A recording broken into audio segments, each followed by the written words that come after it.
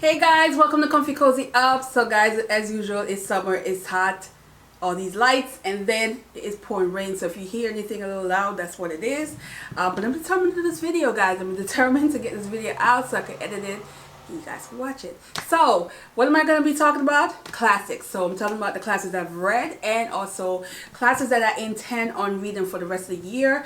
I will hope to read more than that because last year I was able to read 18 classics. So I'm like, yes, I can do it. But some of these are chunky and also a little bit more, to me, take me longer to read because of that. Anyway, so I'm going to talk about the books I read first. Not giving you a review because these books I had review for, so I will just link the reviews. I dropped all the books, guys. All the books. So we're going to talk about Rebecca. I started the year off with this. This is my first classic. Really enjoyed this. I thought it was like very clever how she wrote the story, and I was all in it. You know, it's one of those classics that you just you could see things happening, but in a way it makes you scratch your head and wonder, why would you put yourself in that situation? So if you're not sure what it's about, go check out the video, but it's one of those ones I think a lot of people would enjoy. Then I am continuing with my goal of reading all the books in the Harlem Renaissance series, and I started with the woman who is, she's the first woman in the series, and that is Jessie Redmond Fawcett. She is one of those authors that also helped pioneer quite a few people in the Harlem Renaissance series. So this is There's Confusion. Absolutely love this. This is a coming of age story that surrounds three individuals, two women and a guy, and you get to see their growth, how they handle the circumstance around that era of, you know, their future and what they want. And there are some intertwining things that happen amongst them that was very interesting and made the book spicy and page turner. But this one makes me, you know, like question, why is this book not pushed? Why is this author not getting more shine compared to the other women in the Harlem Renaissance series? But I'm here for her. Then there is another one, which is Black No More. Guys. This book is, you see how short this is? All I'm going to say is, it was clever as hell, interesting, and I freaking laughed, but I also thought it was one of those early stories that you can see how some other people were influenced by that, because it takes the satire to another level, and I was so entertained and also saw the ridiculousness of a lot of things through this. And then the book that writing style completely fell in love with, and it's a short story collection, and this is Tropic Death, Eric Warren. Guys, this is his only book, but this is a short story collection that I absolutely fell in love with, and every time I think about it I want to reread it and smile, because this is like a writer who, you know, as a person who likes to write, this is one of those writing style that you just that suck you in. For me, I mean, it might not have the same impact on other people, but this book was so I was so glad to read it, and I was so happy that you know, he did this, even though, you know, I'm a little disappointed this is the only book he's ever written, but hey, sometimes people just need to read one and move on. But yeah, I love this book. Then I had some modern classics, and two modern classics that I did read. The Lonely Londoners. So Sam Selvin, he continues to entertain my ass.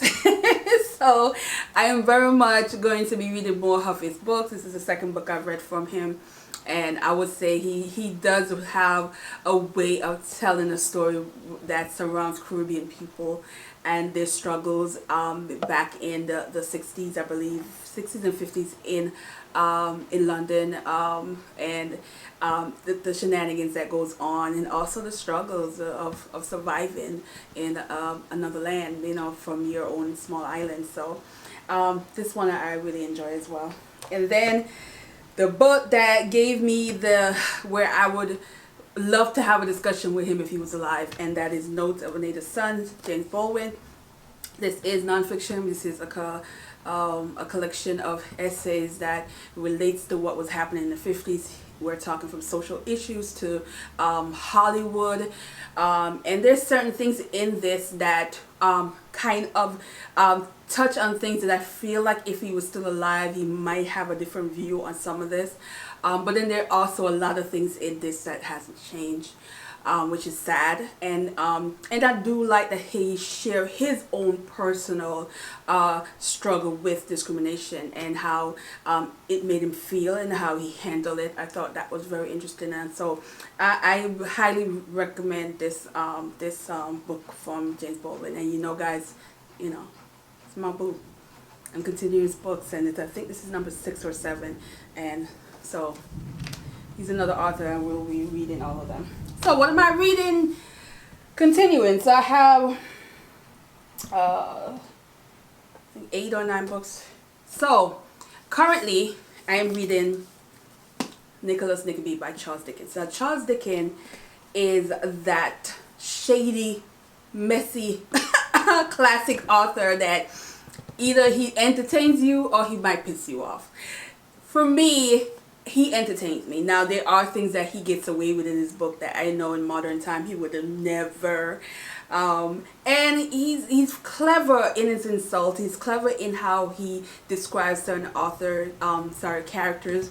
And then he also switches it up sometimes where it is a poor situation or the rich person is a good guy or the poor person is a bad guy. He switches it up, so you never know what you're going to get. And this is more of a family drama in terms of there is a family, a widow and her 2 children, Nicholas and Kate, and their father passed away. So now they are struggling. He passed away, leaving them penniless.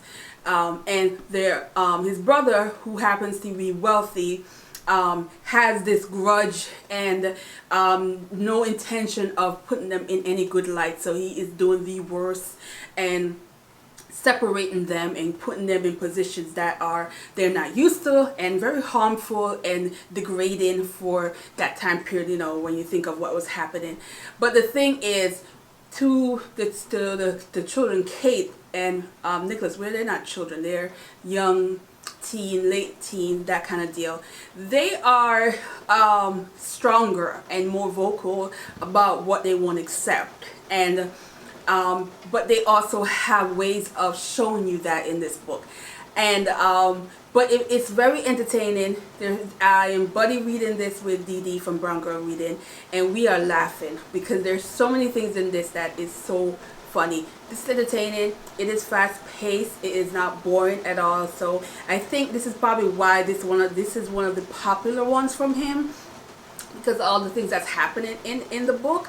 Nicholas is a very lovable character, and to see him fighting back, and then also you see the struggle of women in this book, but still somewhat, especially in Kate, knowing that they can say something even if it doesn't come in their favor, that kind of deal. So I'm going to leave it at that because I feel like I'm giving a review yet and I'm not done. But guys, look, I still got that much left. So which is more than half. I'm more than halfway in the book. So yeah. So the other book that I intend on reading from Dickens, which is going to be in the fall, and that is Bleak House. Now this is another chunky. Yeah, but the good thing is I'm so used to his writing style now that I don't get too scared when I see his book. But this one is about close to 1,000 pages actually. So anyway, this one is one of those ones that is supposed to be closely related to his real life story. But I heard a lot of things about this. I think this was one of my favorite books last year from Leo, and so I am looking forward to dig into this in fall. I think this is just more my fall feel for some reason. Then we have another Howard Ends, and this one I don't know a lot about. I just know it's a family situation, drama between families, and that's what I'm going to go into this, because this one is a short one, so maybe less I know I might actually like take it in board, but I've heard people saying it's good, and then some people saying that she has others that's better. This will be my first one from E.M. Foster, so I don't know what to expect really, but I'm hoping I enjoy this. This way I can continue reading more books from this author. And then we have some Harlem Renaissance. So I have a few. So we're going to go back and get into some more Jessie Redmond Fawcett. This is Plum Button. And this says a novel without a moral. So I don't know where she's going with this. After there's confusion, I just know she's going to give it to me.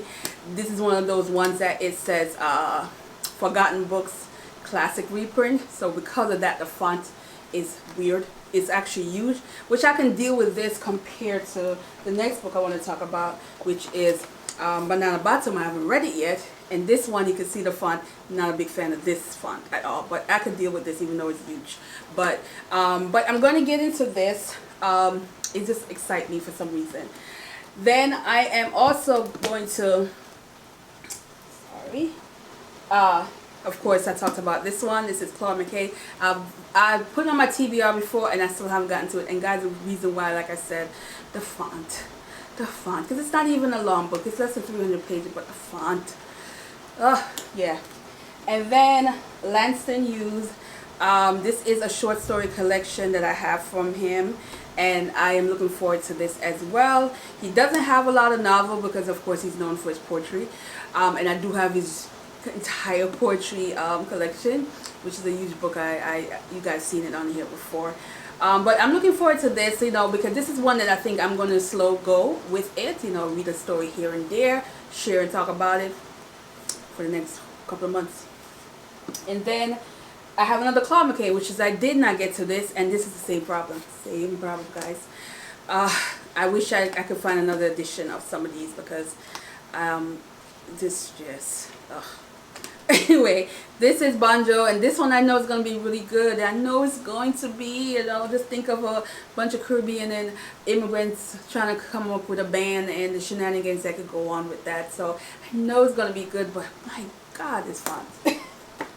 And then there are some other Caribbean ones, which is, I started this in a Caribbean-a-thon, which is Escape to Another, to an Autumn Pavement. And this one is a Caribbean Modern Classic, and I couldn't get into it as much during a readathon. I think this book is just not a readathon book, but I want to read more because it really deals with sexuality in a way that was like different in the 19. You know, this is, I think, was published in the 1960, I think. And yeah, it was published in 1960. It's Caribbean and it's Jamaican, so you know how that goes. So I'm very interested in how this story pan out. But yeah. And then the last one is In This Cast of My Skin. This is Barbados. This is also a modern classic, that a coming of age story, and I think this one will be good to read as well in the fall. So I'm going to get into this as well. I think there's some people that did read it during the Caribbean, but definitely not for me. I feel like there's just some classics that just not good for a readathon, so I didn't even bother. But that's it. I'm going to read that. So that's all the books that I intend on reading. I do have other Harlem Renaissance classic on my shelf that I haven't read yet, but I don't think I'm going to get to them. So I'm just going to be realistic and stick to these books. So let me know if you read any of these books and what did you think. Did you enjoy it? Especially Dickens. If you read Nicholas Nickleby, let me know. You know, it's fun. Let me know it's fun, and it better continue to be fun, because you know, there's little parts in there I'm like, oh, that's so messed up, but you know, at the same time, he has a way of being sarcastic and funny in his books. So yeah, so thanks for watching, guys, and I will see you in another one. The next video should be a vlog, guys, so